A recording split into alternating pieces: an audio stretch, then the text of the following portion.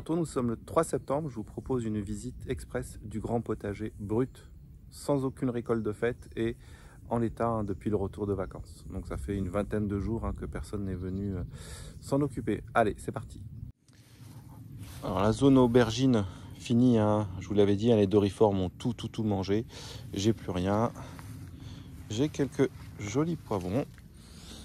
Ça, c'est la bonne nouvelle, on va cueillir ça tout à l'heure. La zone à tomates, enherbée, de toute façon j'ai eu le mildiou avant, donc j'ai laissé tomber. Alors, un monstre, une courgette qui doit faire au moins 4 kilos. Alors là j'ai la même chose, j'ai des grosses courgettes énormes. Du piment, tiens, bonne nouvelle, le piment a pris, donc j'ai vraiment des grosses courgettes, donc ça c'est pas mal. Vous avez vu, ça c'est bien enherbé malgré ce que j'avais pu faire. Là c'est une zone où j'avais balancé tout un reste de graines, de navets, de radis, j'ai tout laissé ensemble. Mon dernier plant de haricots verts, donc il se porte plutôt bien.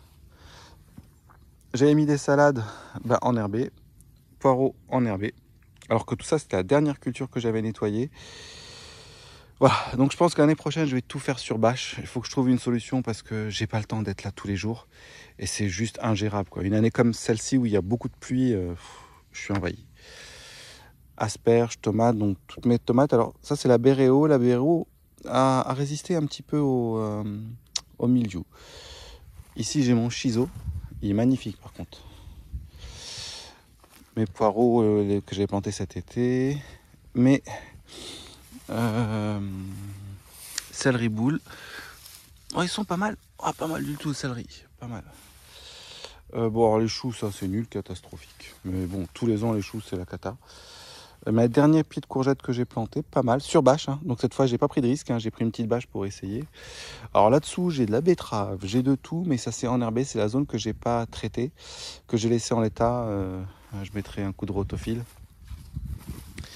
Ici, mon arbre à cornichons, concombres et autres. Vous pouvez voir que les cornichons, j'ai de la graine pour l'année prochaine. Alors celui-là, il va servir pour la graine. Un melon jaune, mais il s'est fait croquer. On va le laisser pour les bestioles. Alors ici j'ai de la courgette, grosse courgette, encore grosse courgette, Bon, j'ai des monstres en courgette. Pareil là j'ai un monstre. Puis là j'ai mes potimarrons. Alors cette année j'en ai pas eu beaucoup. J'ai un butternut, un potimarron, un autre là. Ouais, je dois en avoir 4-5, pas plus. Puis la zone à patates qui est enherbée. C'est une cata. C'est une cata. Cette année franchement, quand le jardinier n'a pas le temps, c'est un petit peu problématique. Je regarde un petit peu ici ce qui se passe. Tiens, j'ai du butternut encore qui pousse. Voilà, donc un jardin qui est comment dire, qui est à l'image du travail du jardinier, quand on peut pas être là tous les jours.